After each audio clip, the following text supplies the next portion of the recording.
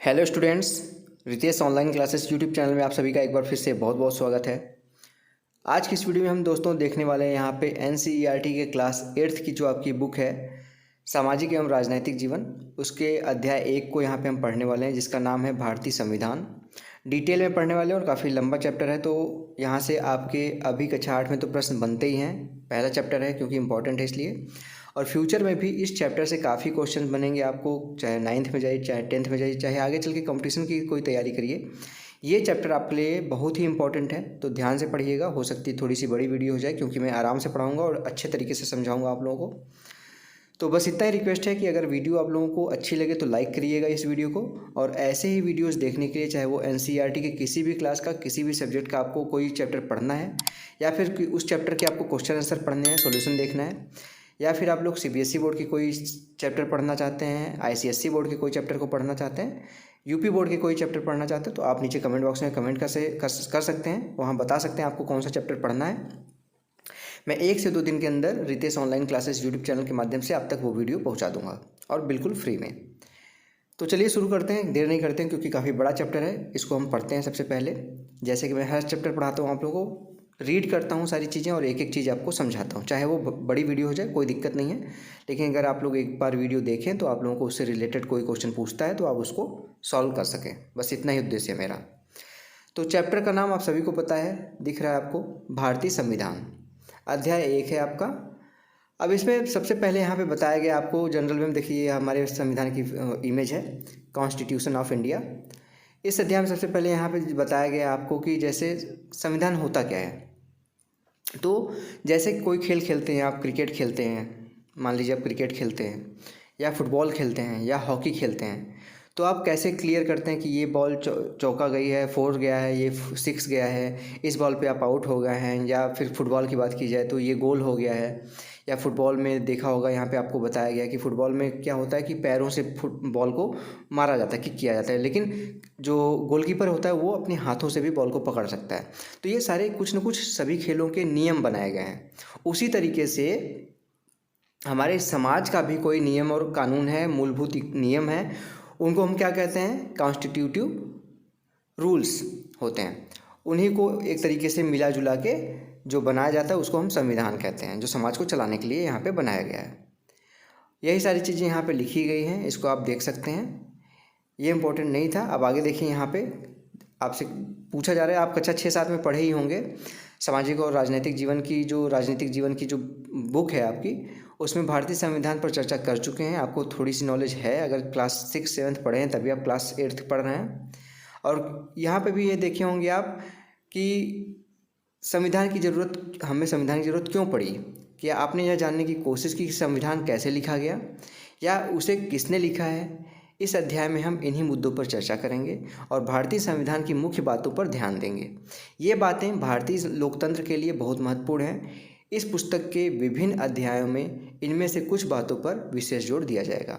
और यहाँ पे क्लास 8th में आपको जितना पढ़ाना चाहिए मैं उतना ही पढ़ाऊँगा, क्योंकि अभी आगे चल के आपको क्लास 10th 11th 12th में भी इस चैप्टर से रिलेटेड चीज़ें मिलेंगी, तो वहाँ तक नहीं जाते हैं। जितना भी आपकी क्लास 8th के लिए इंपॉर्टेंट है वही सारी चीज़ें डिस्कस करेंगे। तो यहाँ पे देखिए, पहला यहाँ पे पॉइंट है, किसी देश को संविधान की ज़रूरत क्यों पड़ती है। किसी देश को क्या मतलब, बात करते हैं भारत की, बात कर लेते हैं कि भारत को संविधान की ज़रूरत क्यों पड़ी। अगर इसको जान जाएंगे तो आपको ये पता चल जाएगा कि किसी देश को संविधान की ज़रूरत क्यों पड़ती है। तो यहाँ पे देखिए नीचे लिखा गया है, आज की दुनिया के ज़्यादातर देशों के पास अपना संविधान है। आमतौर पर सभी लोकतांत्रिक देशों के बारे में उम्मीद की जा सकती है कि उनके पास संविधान जरूर होगा, लेकिन इसका मतलब नहीं है कि जिन देशों के पास अपने संविधान होते हैं वे सभी लोकतांत्रिक देश ही होंगे। जरूरी नहीं है कि जिसके पास संविधान है वो लोकतांत्रिक देश हो, ठीक है। संविधान कई उद्देश्यों की पूर्ति करता है। पहला, यह दस्तावेज उन आदर्शों को सूत्रबद्ध करता है जिसके आधार पर नागरिक अपने देश को अपनी इच्छा और सपनों के अनुसार रच सकते हैं। यानी संविधान ही बताता है कि हमारे समाज का मूलभूत स्वरूप क्या होगा। देश के भीतर आमतौर पर कई समुदाय रहते हैं। सभी देशों में देखेंगे तो कुछ न कुछ आपको कई समुदायों के लोग मिल जाएंगे। खासतौर से इंडिया में तो कई समुदाय के लोग हैं।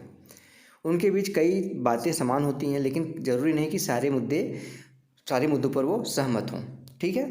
संविधान नियमों का एक ऐसा समूह है जिसको एक देश के सभी लोग अपने देश को चलाने की पद्धति के रूप में अपना सकते हैं।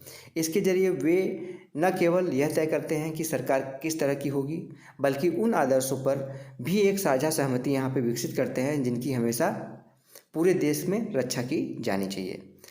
तो यहाँ पे एक तरीके से यही बताया गया है कि संविधान जो होता है वो सभी के देश में रह रहे उन सभी देश नागरिकों के ऊपर लागू होता है। उन सभी नागरिकों का ये कर्तव्य है कि उस देश के संविधान को माने। ठीक है, अब आगे देखते हैं। तो इसलिए ज़रूरत पड़ती है संविधान की। अब यहाँ देखिए, यहाँ से पढ़ते हैं, इन बातों का क्या मतलब है यह समझने के लिए आइए दो बिल्कुल अलग अलग परिस्थितियों पर गौर करें। दो घटनाएं भारत की उत्तरी सीमा पर स्थित नेपाल के ताज़ा इतिहास की घटना है। समाचार पत्रों के माध्यम से ऊपर दी गई खबर में बताया गया है कि नेपाल के लोगों ने हाल ही में एक अंतरिम संविधान को मंजूरी दी।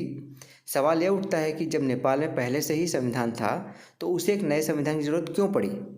इसका कारण यह है कि कुछ समय पहले तक नेपाल में एक, यहाँ पे आप सभी को पता है, अभी कुछ साल पहले तक नेपाल में क्या था, राजा रहते थे। वहाँ पे राजा का कानून था। राजा जो कहता है, जैसे पुराने ज़माने में भारत में था वैसे ही राजा ही वहाँ का, जैसे यहाँ पे भारत में प्रधानमंत्री हैं या राष्ट्रपति हैं, वैसे ही नेपाल में राजा थे। वहाँ राजा का शासन था। 1990 में बना नेपाल का पिछला संविधान इस सिद्धांत पर आधारित था कि शासन की सर्वोच्च सत्ता राजा के पास होगी। नेपाल के लोग कई दशक से लोकतंत्र की स्थापना के लिए जन आंदोलन करते चले आ रहे थे। मतलब वो कई सालों से ये आंदोलन कर रहे थे कि लोकतंत्र वहाँ पे स्थापित हो जाए। ठीक इसी संघर्ष के फलस्वरूप 2006 में आखिरकार उन्हें राजा की सत्ता को खत्म करने की कामयाबी मिली। नेपाल के लोग लोकतंत्र के रास्ते पर यहाँ पे चलना चाहते थे और इसके लिए उन्हें एक नया संविधान चाहिए था। वे पिछले संविधान को इसलिए नहीं अपनाना चाहते थे क्योंकि उसमें वे आदर्श नहीं थे जो वे नेपाल के लिए चाहते थे, जिनके लिए वे लड़ रहे थे। वो कोई भी लोकतंत्र है तो वहाँ पे ये होना चाहिए कि कोई किसी एक व्यक्ति को राजा जो है उसका पुत्र ही फिर से राजा बनता है, तो ऐसा नहीं होना चाहिए। लोकतंत्र है तो कोई भी उस देश की बागडोर संभाल सके एकदम सही तरीके से चुनाव के द्वारा। जिस पार्टी की या जिस आदमी को वहाँ पे चुना जाएगा वही उस देश का कार्यभार संभालेगा। इस तरीके से होना चाहिए लोकतंत्र। लेकिन जो राजतंत्र होता है वहाँ पे राजा ही वहाँ का शासक होता है। राजा के बाद उसका पुत्र जो है, उसका वंशज, वो वहाँ का शासक बनता है। तो इस तरीके से वहाँ पे लोकतंत्र नहीं हो सकता। इसलिए जो नेपाल के लोग थे वो चाहते थे कि एक नया लोकतंत्र वहाँ पे स्थापित किया जाए, नया संविधान बनाया जाए। जिस तरह फुटबॉल के खेल में नियम बदलते ही खेल बदल जाती है, उसी तरह नेपाल को भी राजतंत्र की जगह लोकतांत्रिक शासन व्यवस्था पर चलने के कारण अपने सारे नियम बदलने होंगे ताकि नए समाज की रचना की जा सके। यही कारण है कि नेपाल के लोग 2015 में अपने देश के लिए एक नया संविधान अपनाया। याद रखिएगा डेट, ईयर 2015 में इन्होंने अपना नया संविधान अपनाया था। ऊपर के चित्र के साथ दिए गए अंश में लोकतंत्र के लिए नेपाल के संघर्ष के बारे में बताया गया है। संविधान का दूसरा मुख्य उद्देश्य, ये तो पहला हो गया। दूसरा मुख्य उद्देश्य क्या है? देश की राजनीतिक व्यवस्था को तय करना। नेपाल के पुराने संविधान में कहा गया था कि देश की जो शासन की बागडोर है वो राजा और मंत्रिपरिषद के हाथ में रहेगी। जिन देशों में ने लोकतांत्रिक शासन पद्धति या राज्य व्यवस्था चुनी है वहाँ निर्णय प्रक्रिया में के नियम तय करने में संविधान बहुत अहम भूमिका अदा करता है। लोकतंत्र में हम अपने नेता खुद चुनते हैं ताकि हमारी ओर से वे सत्ता की जिम्मेदारी के साथ साथ उसका इस्तेमाल कर सकें। फिर भी इस बात की संभावना हमेशा रहती है कि ये नेता सत्ता का दुरुपयोग कर सकते हैं। इस तरह की विकृतियों से बचाव का उपाय संविधान में मिलता है। राजनेताओं द्वारा सत्ता के इस दुरुपयोग से लोगों के साथ भारी अन्याय हो सकता है।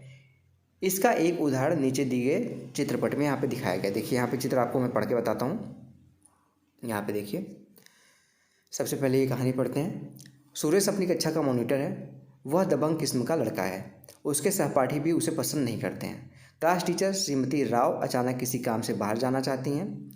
वह सुरेश को सब बच्चों का ख्याल रखने के लिए बोलकर चली जाती हैं। सुरेश मौका का फ़ायदा उठाता है और अनिल को तंग करने लगता है। यहाँ पे देखिए बोल रहा है वो सुरेश, अनिल आज मैं राव मैडम से तुम्हारी शिकायत करने वाला हूँ, लेकिन मैंने, अब वहाँ पे बोल रहा है अनिल, लेकिन मैंने ऐसा क्या किया। तो जब राव मैडम लौटती हैं तो देखिए क्या बोलता है सुरेश, जब आप कक्षा से बाहर गई थी तो अनिल शोर मचा रहा था, सबको परेशान कर रहा था। उसने मेरी बात भी नहीं सुनी।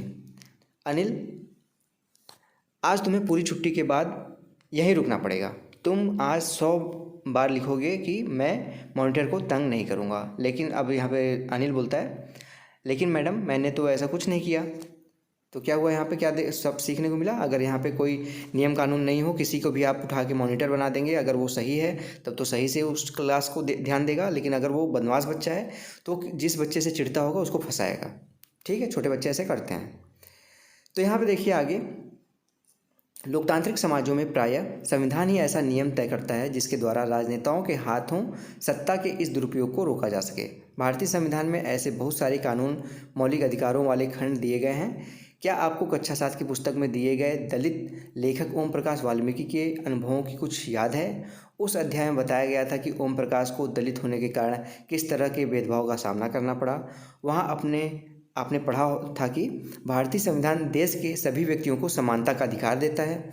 हमारा संविधान कहता है कि धर्म, नस्ल, जाति और लिंग और जन्म स्थान के आधार पर किसी भी नागरिक के साथ कोई भी भेदभाव न किया जा सके, आर्टिकल 15 में।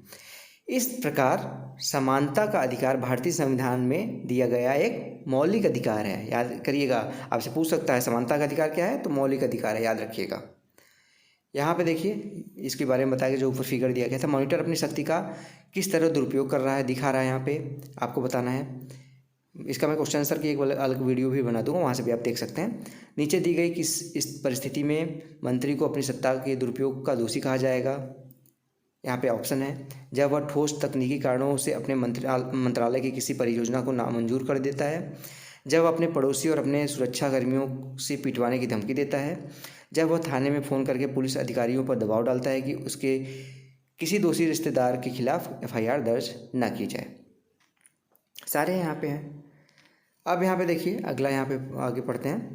लोकतंत्र में संविधान का एक महत्वपूर्ण काम यह होता है कि कोई भी ताकतवर समूह किसी दूसरे या कम ताकतवर समूह या लोगों के खिलाफ अपनी ताकत का इस्तेमाल न करे। नीचे दिए गए चित्र कथापट में कक्षा के भीतर की घटना के आधार पर इस बात को समझा जा सकता है। अब यहाँ देखिए, खेलों की घंटी शुरू होने वाली है। नहीं, हम क्रिकेट ही खेलेंगे। दूसरे बच्चे बोल रहे हैं चलो आज कुछ अलग खेल खेलते हैं, जैसे बास्केटबॉल। तो यहाँ पे शिक्षक इस विवाद को हल करने के लिए दोनों पक्षों का हाथ उठाकर अपनी राय बताने के लिए कहता है। हाँ, हम जीत गए। यहाँ पे देखिए, यहाँ है, यह तो होना ही था। लड़कों की संख्या कक्षा में ज़्यादा है तो लड़कियाँ अपना खेल नहीं खेल पाती हैं। लेकिन यहाँ पे क्या है, हमें सदा वही करना पड़ता है जो लड़के चाहते हैं, क्योंकि उनकी संख्या कक्षा में ज़्यादा है। मैडम को फैसला लेने का कोई और तरीका सोचना चाहिए ताकि हमारी इच्छा का भी गौर किया जा सके। लड़कियां ये बोल रही हैं, क्लास में, उस वाले क्लास में लड़के ज़्यादा थे, तो जब हाथ उठाने का काम होगा तो जो ज़्यादा है उसी का हाथ ज़्यादा उठेगा, वो जीत जाएंगे हमेशा। तो लड़कियां जो हैं वो बार बार हार रही हैं, तो उन्होंने एक सुझाव दिया मैडम को कि मैम आप यहाँ पे जो कंपटीशन कराती हैं, हाथ उठा के आप लोग स्वीकार कराती हैं, कोई अलग तरीका यहाँ पे ढूंढा जाए जिससे हमें भी मौका मिल सके अपनी बात रखने का और हमको भी जीतने का मौका मिल सके। आगे देखिए, यहाँ पे बताया गया है, इस तरह के अस्वस्थ हालात लोकतांत्रिक समाजों में भी पैदा हो सकते हैं, जहां बहुमत वाला गुट लगातार ऐसे फैसले लागू करता रहता है जिसमें अल्पसंख्यकों की सहमति नहीं होती और उनका नुकसान होता है। जैसे कि इस चित्रपट कथा में पता चलता है, बहुमत की निरंकुशता का खतरा हर समाज में बना रहता है। संविधान में दिए नियमों से इस बात का ख्याल रखना ज़्यादा है कि अल्पसंख्यकों को किसी ऐसी चीज़ से वंचित न किया जाए जो बहुसंख्यकों के लिए सामान्य रूप से उपलब्ध है। अल्पसंख्यकों पर बहुसंख्यकों की इस निरंकुशता या दबदबे पर प्रतिबंध लगाना भी संविधान का महत्वपूर्ण कार्य है। यह दबदबा एक समुदाय द्वारा दूसरे समुदाय के ऊपर भी हो सकता है, जिसे आंतरिक सामुदायिक इंटर कम्युनिटी वर्चस्व कहते हैं। जरूरी नहीं कि अल्पसंख्यक और ये बहुसंख्यक में ही हो, अल्पसंख्यक के अंदर भी हो सकता है, बहुसंख्यक में भी हो सकता है। इसको क्या कहते हैं, इंटर कम्युनिटी, अंतर सामुदायिक, या फिर एक ही समुदाय के भीतर कुछ लोग दूसरे को दबा सकते हैं, जिसे अंतर सामुदायिक इंट्रा कम्युनिटी वर्चस्व कहते हैं। ठीक, आगे बढ़ते हैं हम। थोड़ी सी बड़ी वीडियो हो रही है तो कंफ्यूज मत होइएगा आप लोग को। डिटेल में यहाँ पे मैं एक एक चीज़ बता रहा हूँ, जल्दी से भी खत्म कर सकता था, लेकिन उसमें आप लोगों को कोई चीज़ समझ में नहीं आती। अगर अभी तक वीडियो देख रहे हैं तो प्लीज़ वीडियो को लाइक करिएगा और Ritesh online classes YouTube channel को सब्सक्राइब करके रखिए। डेली बेसिस पे आप लोगों के लिए क्लासेस चलाई जाएंगी। अब आगे बढ़ते हैं, संविधान क्यों चाहिए। यहाँ पे तीसरा यहाँ पे महत्वपूर्ण कारण यहाँ पे बताया गया है। 2 कारण तो आपको पता चल गया। अब तीसरा कारण है, हम यहाँ पे देखेंगे, हम खुद को अपने आप से बचा सकें। यह बात सुनने में ज़रा अजीब लगेगी कि खुद से कैसे बचाना है। आप सोच रहे होंगे कि खुद से कैसे बचाना है आपको अपने आप को। असल में इसका मतलब यह है कि कई बार हम किसी मुद्दे पर बहुत तीखे ढंग से सोचने लगते हैं। ऐसे विचार हमारे व्यापक हितों के लिए नुकसानदेह हो सकते हैं। संविधान हमें ऐसी भावनाओं से बचने में मदद करता है। इसे समझने के लिए नीचे चित्रपट यहाँ पे कथा दिखाई गई है। देखिए यहाँ पे कहानी बताई गई है। यहाँ पे शबनम दुविधा में है, उसे कुछ तय करना है। कल की परीक्षा के लिए मुझे 2 अध्याय पढ़ने हैं, लेकिन इस समय तो मेरा पसंदीदा टीवी कार्यक्रम आ रहा है। मैं इसे देखे बिना नहीं रह सकती। अगर मैं ऐसा करती हूँ तो मैं ये दोनों अध्याय नहीं पढ़ पाऊँगी। ठीक। शबनम, तुम परेशान लग रही हो, क्या बात है? अब उसकी मम्मी पूछती हैं। अब यहाँ पे देखिए, मुझे यह टीवी कार्यक्रम देखना है, लेकिन कल मेरी परीक्षा भी है। अगर आप लोग टीवी देखेंगे तो मेरा भी टीवी देखने का मन जरूर करेगा। मुझे एक बात सूझ रही है, अगर आज की रात कोई भी टीवी न देखे तो तब शायद मेरा भी मन नहीं ललचाएगा। ये शबनम कह रही है अपने मम्मी पापा से, अपने परिवार वालों से। अब यहाँ पे देखेंगे इसके बारे में क्या है, या शबनम क्या है, उसके घर वाले क्या हैं। अच्छा हुआ मैंने कल टेलीविज़न नहीं देखा। उन आखिरी 2 अध्यायों में से सारे प्रश्न सवाल आए हुए हैं। अगर वो टीवी देखती तो वो क्वेश्चन नहीं कर पाती। उसके घर वाले क्या है, वो मान के टीवी बंद कर दिए तो उसका भी मन नहीं ललचा और वो पढ़ाई कर ली। ठीक। अब आगे देखिए, यही आपको भी काम करना है। आप डेली बेसिस पे पढ़ाई किया करिए। रितेश ऑनलाइन क्लासेस पे आया करिए। आप लोग डेली बेसिस पे जो यहाँ पे वीडियो डाली जाती हैं आप लोगों के लिए फ्री में, उसको एक बार देख लिया करिए। आप लोगों को कुछ ना कुछ 100% उस वीडियो के माध्यम से लाभ जरूर मिलेगा। अब आगे देखिए, यहाँ पे लिखा गया, संविधान हमें ऐसे फैसले लेने से भी रोकता है जिनसे उन बड़े सिद्धांतों को ठेस पहुँच सकती है जिनमें देश आस्था रखता है। उदाहरण के तौर पर हो सकता है कि लोकतंत्र को मानने वाले अधिकांश लोग गंभीरता से महसूस करने लगे कि दलगल राजनीति यानी पार्टी पॉलिटिक्स बहुत विकृत हो चुकी है। इसलिए अब चीज़ों को दुरुस्त करने के लिए किसी तानाशाह को ही शासन सौंप देना चाहिए, या फौजी शासन हो जाना चाहिए, जैसे पाकिस्तान में देखने को मिलता है आपको। इस भावना में बहकर लोग बहुधा इस बात को, अभी युगांडा में भी देखिए ऐसे ही चल रहा है, ठीक है, बहुधा इस बात को महसूस नहीं कर पाएंगे कि लंबे दौर में तानाशाही शासन तो उनके सारे हितों को तहस नहस कर देगा। म्यांमार में भी ये चीज़ है। सारी चीज़ें मैं बता रहा हूँ आप लोगों को, उससे रिलेट कर सकते हैं। एक अच्छा संविधान देश की बुनियादी संरचना को इस तरह से उन्माद से बचाता है। यह ऐसे प्रावधानों को आसानी से पलटने नहीं देता जिनके जरिए नागरिकों को अधिकारों का आश्वासन मिलता है और उनकी स्वतंत्रता की रक्षा होती है। इस चर्चा से आप समझ जाएंगे कि संविधान किसी भी लोकतांत्रिक समाज के लिए कितना महत्वपूर्ण है। आप समझ गए होंगे अभी तक तो, अगर आपने देखा होगा वीडियो तो आपको समझ में आ गया होगा कि संविधान हमारे लिए क्यों जरूरी है। ठीक।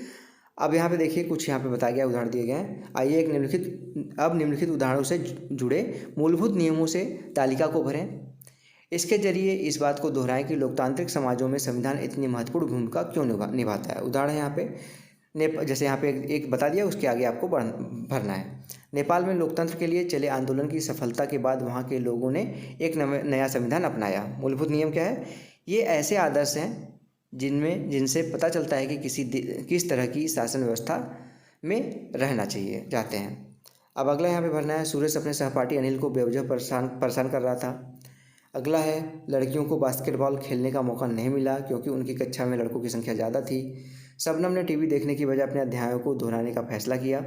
ठीक, तो इसके मूलभूत नियम आपको लिखने हैं। मैं नेक्स्ट वीडियो में इसके जो क्वेश्चन आंसर कराऊंगा उसमें सारी चीज़ें मैं बता भी दूंगा आप लोगों को। आइए अब भारतीय संविधान के कुछ महत्वपूर्ण आयामों का अध्ययन करें और इस बात को समझें कि उपरोक्त बिंदु कुछ खास आदर्शों और नियमों का रूप किस तरह ग्रहण करते हैं। भारतीय संविधान, यहाँ पे अब भारतीय संविधान के बारे में जानेंगे, इसको भी ध्यान से पढ़िएगा, ध्यान से सुनिएगा जो मैं आपको पढ़ाने जा रहा हूँ। भारतीय संविधान मुख्य लक्षण। अब यहाँ पे देखेंगे, पहले मैं फिगर दिखा देता हूँ। यहाँ पे आगे आपको देखने को मिलेंगे सरदार वल्लभ भाई पटेल जी। संविधान सभा के सदस्यों के बीच एकता की एक जबरदस्त भावना थी। भावी संविधान के एक एक प्रावधान पर जमकर चर्चा हुई और सभी लोग सहमति विकसित करने के बारे में गंभीर थे। उपरोक्त चित्र के मध्य में सरदार वल्लभ भाई पटेल दिखाई दे रहे हैं जो संविधान सभा के एक महत्वपूर्ण सदस्य थे। ठीक, अब इसको यहाँ पे पढ़ते हैं राइट साइड में।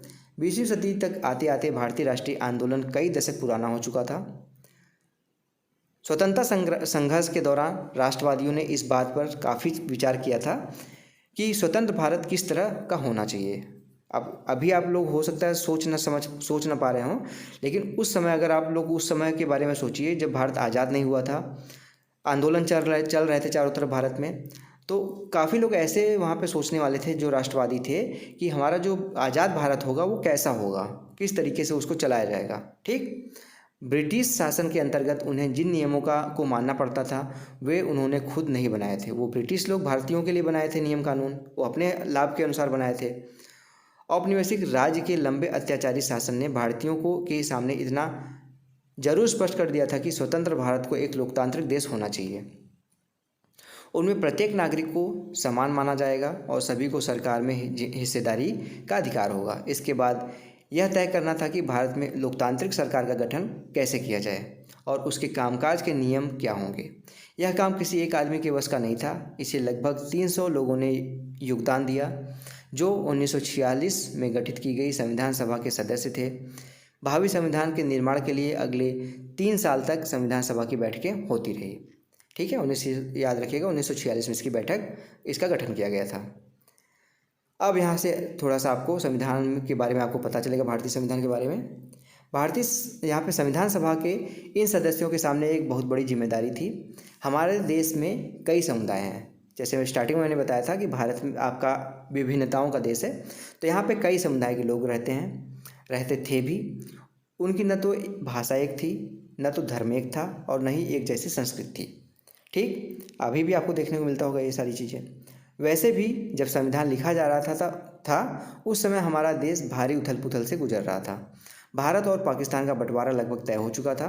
कुछ रियासतें तय नहीं कर पा रही थी कि उनका भविष्य क्या होगा, वे किधर जाएंगी, भारत की तरफ रहेंगी या पाकिस्तान की तरफ जाएंगी या स्वतंत्र रहेंगी। जनता की सामाजिक आर्थिक स्थिति भयानक थी। संविधान सभा के सदस्यों के सामने ये सारे मुद्दे थे, लेकिन उन्होंने अपने इस ऐतिहासिक दायित्व को बहादुरी से पूरा किया और देश को एक ऐसी कल्पनाशील दस्तावेज दिया जिसे राष्ट्रीय एकता को बनाए रखते हुए विविधता के प्रति गहरा सम्मान दिखाई देता है। उन्होंने जो दस्तावेज तैयार किया उनमें सामाजिक आर्थिक सुधारों के जरिए गरीबी उन्मूलन और जनप्रतिनिधियों के चयन में जनता की महत्वपूर्ण भूमिका का काफ़ी जोर दिया गया था। राइट साइड में देखिए डॉक्टर बाबा साहेब भीमराव अम्बेडकर जी के बारे में यहाँ पे उनका फोटो दिया गया, उनके बारे में बताया गया। बाबा साहब डॉक्टर अम्बेडकर को भारतीय संविधान का जनक कहा जाता है। आपसे पूछ सकता है क्वेश्चन, भारतीय संविधान का जनक कौन है? तो बाबा साहेब डॉक्टर भीमराव अम्बेडकर जी हैं। ये तो बच्चा जानता है। डॉक्टर अम्बेडकर का विश्वास था कि संविधान सभा में उनकी हिस्सेदारी से समुचित जातियों को संविधान के प्रारूप में कुछ सुरक्षात्मक व्यवस्था मिली है, लेकिन उन्होंने यह भी कहा था कि भले ही कानून बनाए गए हों, अभी भी अनुसूचित जातियां बेफिक्र नहीं हो सकती, क्योंकि इन कानूनों का संचालन सवर्ण हिंदू अधिकारियों के हाथों में ही है। इसलिए उन्होंने अनुसूचित जातियों से आह्वान किया कि वे सरकार के अलावा लोक सेवाओं में भी बढ़ चढ़कर शामिल हों। ठीक, अब यहाँ पे देखिए पहला है संघवाद, फेडरलिज्म। ठीक है, संघवाद किसे कहते हैं इसके बारे में देखेंगे। इसका मतलब है देश में एक से ज़्यादा स्तर की सरकारों का होना। हमारे देश में राज्य स्तर पर भी सरकारें हैं, जैसे आपके किसी भी स्टेट में हैं तो वहाँ पे भी वहाँ की सरकार अलग होती है। जैसे यूपी में योगी आदित्यनाथ जी की बीजेपी की सरकार है, केंद्र में मोदी जी की बीजेपी की सरकार है। उसी तरीके से यहाँ पे बताया गया संघवाद क्या है। हमारे देश में राज्य स्तर पर भी एक सरकार होगी और केंद्र स्तर पर भी एक सरकार होगी। पंचायती राज व्यवस्था शासन का तीसरा स्तर है, जिसके बारे में कक्षा 6 में आप पढ़ चुके हैं। कक्षा 6 में आपको मैं पढ़ा भी दूंगा, नहीं पढ़े होंगे तो। और कक्षा 7 की किताबों में आपने राज्य सरकार के कामकाज को देखा था। इस साल हम केंद्र सरकार के बारे में ज़्यादा पढ़ेंगे। भारत में इतने सारे समुदायों की उपस्थिति का सीधा मतलब यह था कि यहाँ शासन की एक ऐसी व्यवस्था विकसित करनी होगी जिसमें राजधानी दिल्ली में बैठी मुट्ठी भर लोग ही पूरे देश के फैसले ना कर लें। ठीक है, अगर केंद्र सरकार ही होती, अगर उसको बिहार के बारे में फैसला लेना होता तो क्या वो सही से ले सकती है अगर बिहार की सरकार ना हो बीच में? तो इस तरीके से बांटा गया कि राज्य स्तर पर अलग सरकार होगी, केंद्र स्तर पर अलग सरकार होगी। इसलिए प्रांतीय स्तर पर भी सरकार की व्यवस्था की गई ताकि इलाकों के हिसाब से अलग फैसले भी लिए जा सकें। भारत के सभी राज्यों को कुछ मुद्दों पर फैसले लेने का स्वायत्त अधिकार है। राष्ट्रीय महत्व के सवालों पर सभी राज्यों को केंद्र सरकार द्वारा बनाए गए कानूनों को मानना पड़ता है। कार्य क्षेत्र की स्पष्टता के लिए संविधान में कुछ सूचियां दी गई हैं कि कौन से कार्य को राज्य सरकार करेगी, कौन से कार्य को केंद्र सरकार करेगी। उसके लिए वहाँ पे संविधान में सूचियां बनाई गई हैं, जिसमें बताया गया है कि कौन से स्तर की सरकार किन मुद्दों पर कानून बना सकती है। इसके साथ संविधान यह भी तय करता है कि प्रत्येक स्तर की सरकार अपने कार्यों के लिए पैसे का इंतजाम कहाँ से कर सकती है। संघवाद के अंतर्गत राज्य केवल केंद्रीय सरकार के प्रतिनिधि नहीं होते, उन्हें भी संविधान से ही अपनी ताकत और अधिकार मिलते हैं। भारत के सभी लोग इस सभी स्तरों की सरकारों द्वारा बनाए गए कानूनों और नीतियों के अंतर्गत आते हैं। संघवाद के बाद आता है अब दूसरा यहाँ पे संसदीय शासन पद्धति। अब संसदीय शासन पद्धति के बारे में देखते हैं। सरकार के सभी स्तरों पर प्रतिनिधियों का चुनाव लोग खुद करते हैं। कक्षा 7 की किताब में आप पढ़े होंगे कांता की कहानी, जो वोट डालने के लिए कतार में खड़ी है। भारत का संविधान अपने सभी वयस्क नागरिकों को वोट डालने का अधिकार देता है। संविधान सभा के सदस्य जब संविधान की रचना कर रहे थे तो उन्हें लगा कि स्वतंत्रता संघर्ष में भारतीय जनता को वयस्क मताधिकार का प्रयोग करने के योग्य बना दिया है। उन्हें विश्वास था कि इससे न केवल लोकतांत्रिक सोच व तौर तरीकों को प्रोत्साहन मिलेगा, बल्कि जाति, वर्ग और औरत मर्द के फर्क पर आधारित ऊंच नीच की बेड़ियों को भी तोड़ा जा सकता है। सार्वभौमिक मताधिकार का मतलब है कि अपने प्रतिनिधियों के चुनाव में देश के सभी लोगों की सीधी भूमिका होती है। इसके अलावा हर व्यक्ति खुद चुनाव भी लड़ सकता है, चाहे उसकी सामाजिक पृष्ठभूमि कैसी भी हो, क्यों न हो। ये प्रतिनिधि जनता के प्रति जवाबदेह होते हैं। लोकतांत्रिक कार्यपद्धति में प्रतिनिधित्व क्यों महत्वपूर्ण होता है, इसके बारे में आप इसी पुस्तक की दूसरी इकाई में अगले चैप्टर में पढ़ेंगे। तीसरा यहाँ पे अब आता है हमारा शक्तियों का बंटवारा। शक्तियों का बंटवारा कैसे किया गया है केंद्र और राज्य में। संविधान के अनुसार सरकार के 3 अंग होते हैं: विधायिका, कार्यपालिका और न्यायपालिका। विधायिका में हमारे निर्वाचित प्रतिनिधि होते हैं जिनको हम चुनते हैं, जैसे प्रधानमंत्री, मुख्यमंत्री, मंत्री लोग, विधायक लोग, इन लोगों को। कार्यपालिका ऐसे लोगों का समूह होता है जो कानून को लागू करने और शासन चलाने का काम करते हैं।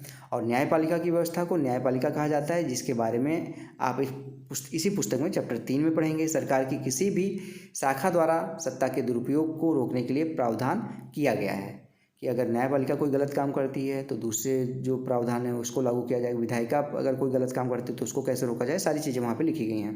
ठीक, कि इन सभी अंगों की शक्तियाँ एक दूसरे से अलग होंगी, ये बताया गया उसमें। शक्तियों के बंटवारे के आधार पर प्रत्येक अंग दूसरे अंग पर अंकुश रखता है और इस तरह तीनों अंगों के बीच सत्ता का संतुलन बना रहता है। अब यहाँ पे देखिए राइट साइड में, संविधान सभा के सदस्यों को भय था कि कहीं कार्यपालिका इतनी ताकतवर न हो जाए कि विधायिका के प्रति अपने दायित्वों की उपेक्षा ही करने लगे। इस आशंका को ध्यान में रखते हुए सभा ने ऐसे कई प्रावधानों को संविधान में शामिल किया जिनके जरिए शासन की कार्यकारी शाखा द्वारा की जाने वाली कार्रवाइयों को सीमित और नियंत्रित किया जा सके। यहाँ पे देखिए कुछ चीज़ यहाँ पे बताई गई हैं। इस अध्याय में राज्य शब्द का अक्सर इस्तेमाल किया गया है। ध्यान रखें, इसका मतलब राज्यों के में राज्य सरकारों से नहीं है।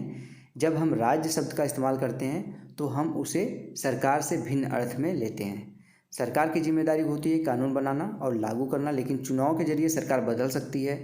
पर राज्य एक ऐसी राजनीतिक संस्था है जो निश्चित भूभाग में रहने वाले संप्रभु लोगों का प्रतिनिधित्व करती है। इस आधार पर हम भारतीय राज्य, नेपाली राज्य आदि की बात कर सकते हैं। भारतीय राज्य की एक लोकतांत्रिक सरकार है। सरकार या कार्यपालिका सरकार राज्य का एक हिस्सा होती है। राज्य का मतलब सरकार से कहीं ज़्यादा व्यापक है, उसे सरकार के स्थान पर इस्तेमाल नहीं किया जा सकता। यानी राज्य अलग है और सरकार अलग है, आप दोनों को एक कंपेयर मत कर दीजिएगा। सरकारें बदलती रहती हैं। क्या आपका जैसे राज्य अगर मध्य प्रदेश है या फिर यूपी है, राजस्थान है, बिहार है, तो क्या वो बदल सकता है? नहीं बदलता। सरकारें बदल जाती हैं लेकिन राज्य आपका एक निश्चित भूभाग है, वो वही रहता है। ठीक, उससे कन्फ्यूज मत होइएगा। अगला यहाँ पे अब आता है चौथा पॉइंट, इसमें मौलिक अधिकार सबसे इंपॉर्टेंट है, ध्यान से देखिएगा इसको। मौलिक अधिकारों वाला खंड भारतीय संविधान की अंतरात्मा भी कहलाता है। अभी मैंने बताया ना, बहुत ही महत्वपूर्ण, इसको अंतरात्मा भी कहते हैं भारतीय संविधान का। औपनिवेशिक शासन ने राष्ट्रवादियों के दिमाग में राज्य के प्रति संदेह का भाव पैदा कर दिया था। इसलिए राष्ट्रवादी चाहते थे कि स्वतंत्र भारत में राज्य की सत्ता के दुरुपयोग से बचने के लिए कुछ लिखित अधिकार होने चाहिए। लिहाजा मौलिक अधिकार देश के सभी नागरिकों को राज्य की सत्ता के मनमाने और निरंकुश इस्तेमाल से बचाते हैं। इस तरह संविधान राज्य और अन्य व्यक्तियों के समक्ष व्यक्तियों के अधिकारों की रक्षा करता है। ठीक समझ गए होंगे। विभिन्न अल्पसंख्यक समुदाय भी चाहते थे कि संविधान में ऐसे अधिकारों को शामिल किया जाए जो उनके समूह की रक्षा कर सके। फलस्वरूप बहुसंख्यकों से अल्पसंख्यकों के अधिकारों की रक्षा का आश्वासन भी संविधान में दिया गया है। इन मौलिक अधिकारों के बारे में डॉक्टर अंबेडकर ने कहा था कि इसका दोहरा उद्देश्य है। पहला, हर एक नागरिक ऐसी स्थिति में हो कि वह उन अधिकारों के लिए दावेदारी कर सके, और दूसरा, यह अधिकार हर उस सत्ता और संस्था के लिए बाध्यकारी हों जिसे कानून बनाने का अधिकार दिया गया है। मौलिक अधिकारों के अलावा हमारे संविधान में एक खंड नीति निर्देशक तत्वों का भी है। संविधान सभा के सदस्यों ने यह खंड इसलिए जोड़ा था ताकि और ज़्यादा सामाजिक व आर्थिक सुधार लाए जा सकें। वे चाहते थे कि स्वतंत्र भारतीय राज्य जनता की गरीबी दूर करने वाले कानून और नीतियाँ बनाते हुए इन सिद्धांतों को मार्गदर्शन के रूप में हमेशा अपने सामने रखे। तो नीति निर्देशक तत्व भी आपको यहाँ पे देखने को मिलेगा। निम्नलिखित परिस्थितियों में कौन से मौलिक अधिकारों का उल्लंघन हो सकता है? यहाँ पे यदि 13 साल का एक बच्चा कालीन के कारोबार में काम कर रहा है तो कौन सा उल्लंघन होगा? यदि किसी राज्य का कोई नेता दूसरे राज्यों के लोगों को अपने राज्य में काम करने से रोके तो क्या होगा? इसका उल्लंघन होगा। तीसरा है, यदि किसी जनसमूह को राजस्थान में तेलुगु माध्यम का स्कूल खोलने की अनुमति नहीं दी जाती तो क्या यहाँ पे उल्लंघन होगा? या फिर अगला है, यदि सरकार सशस्त्र बलों के कार्यरत किसी अधिकारी को इसलिए पदोन्नति नहीं दे रही है क्योंकि वह अधिकारी महिला है, तो किस अधिकार का, मौलिक अधिकार का उल्लंघन होगा, इसके बारे में आपको बताया गया है। अगला है अब धर्मनिरपेक्षता। बहुत ही इंपॉर्टेंट यहाँ पे ये शब्द है। धर्मनिरपेक्ष राज्य वह होता है जिसमें राज्य अधिकृत रूप से किसी भी धर्म को राजकीय धर्म के रूप में बढ़ावा नहीं देता। धर्मनिरपेक्षता बहुत बार सुने होंगे। उसका अर्थ यही होता है कि सरकार जो होती है या फिर देश जो होता है वो किसी भी धर्म को बढ़ावा नहीं देता है, सभी धर्म उनके लिए समान है। ठीक, यही मतलब होता है। इसके बारे में हम अगले अध्याय में और विस्तार से देखेंगे, अभी आगे जब पढ़ेंगे। अब आप इस बात को समझने लगे होंगे कि कभी कभी देश का इतिहास यह तय कर देता है कि देश का संविधान कैसा होगा। संविधान उन आदर्शों को तय करने के लिए एक महत्वपूर्ण भूमिका निभाता है जिन्हें हम अपने देश और अपने प्रतिनिधियों के जरिए साकार करना चाहते हैं। जिस तरह फुटबॉल के नियम बदलते ही खेल बदल जाता है, उसी तरह जिन देशों के संविधान में भारी बदलाव आ जाते हैं वहाँ देश का बुनियादी स्वरूप भी बदल जाता है। हम नेपाल में यह देख चुके हैं। वहाँ लोकतंत्र बनाने की जरूरत के साथ ही एक नए संविधान की जरूरत भी पैदा हो गई थी। ऊपर हमारे भारतीय संविधान के जिन आयामों का जिक्र किया है वे कई बार काफ़ी जटिल दिखाई देते हैं और उन्हें समझने में मुश्किल भी महसूस होती है, लेकिन अभी आप इस बारे में ज़्यादा फिक्र ना करें। इस पुस्तक में के बाकी अध्यायों में और अगली कक्षाओं में भारतीय संविधान के इन सभी पहलुओं के बारे में आप लगातार सीखते जाएंगे, ठोस रूप से उनका अर्थ जान पाएंगे। अब यहाँ पे देखिए, यहाँ पे राइट साइड में फिगर दिखाया गया है। ये क्या है? उपरोक्त तस्वीर में 24 जनवरी 1950 को संविधान सभा के विभिन्न सदस्य अपनी आखिरी बैठक में संविधान की एक प्रति पर हस्ताक्षर कर रहे हैं। सबसे ऊपर वाले चित्र में प्रधानमंत्री जवाहरलाल नेहरू दस्तखत कर रहे हैं। दूसरे चित्र में संविधान सभा के अध्यक्ष डॉक्टर राजेंद्र प्रसाद जी हैं। सबसे नीचे चित्र में दाएँ से बाएँ क्रम में ये लोग दिखाई दे रहे हैं। यहाँ पे इनके सदस्य हैं श्री जयराम दास दौलत राम, खाद्य एवं कृषि मंत्री, राजकुमारी अमृत कौर स्वास्थ्य मंत्री, डॉक्टर जॉन मथाई वित्त मंत्री, सरदार वल्लभ भाई पटेल यहाँ पे प्रधानमंत्री तथा उनके पीछे श्री जगजीवन राम श्रम मंत्री खड़े हैं यहाँ पे। ठीक, 11 मौलिक कर्तव्यों में से प्रत्येक से संबंधित रेखाचित्र तस्वीरें बनाएं अथवा उन पर कविताएं गीत लिखें तथा कक्षा में इन पर चर्चा करें। तो ये था दोस्तों आज का चैप्टर। थोड़ा सा बड़ा हो गया, लेकिन एक एक चीज़ मैंने आपको पढ़ के बताया है जिससे आप लोगों को समझ में आ सके। अभ्यास के यहाँ पे प्रश्न उत्तर हैं। अभी नेक्स्ट वीडियो में जब मैं लाऊंगा तो इसके क्वेश्चन आंसर भी करा दूंगा। तो आप लोगों को अगर आज की वीडियो समझ में आई हो तो प्लीज़ इस वीडियो को लाइक ज़रूर करिएगा, और ऐसे ही वीडियोस देखने के लिए Ritesh online classes YouTube channel को सब्सक्राइब कर लीजिए। नीचे बटन होगा सब्सक्राइब का, वीडियो के नीचे उसको क्लिक करके सब्सक्राइब कर लीजिए, और साथ ही साथ बेल आइकन आएगा, घंटी का निशान आएगा, उसको दबा के ऑल नोटिफिकेशन ऑन कर लीजिएगा, जिससे मैं आप लोगों के लिए फ्री में सारे सब्जेक्ट की क्लासेज यहाँ पर जो लेता हूँ उसके बारे में आपको सबसे पहले पता चलता रहे। तो स्टूडेंट्स, मिलते हैं नेक्स्ट वीडियो में, तब तक के लिए आप सभी का बहुत बहुत धन्यवाद। जय हिंद, वंदे मातरम।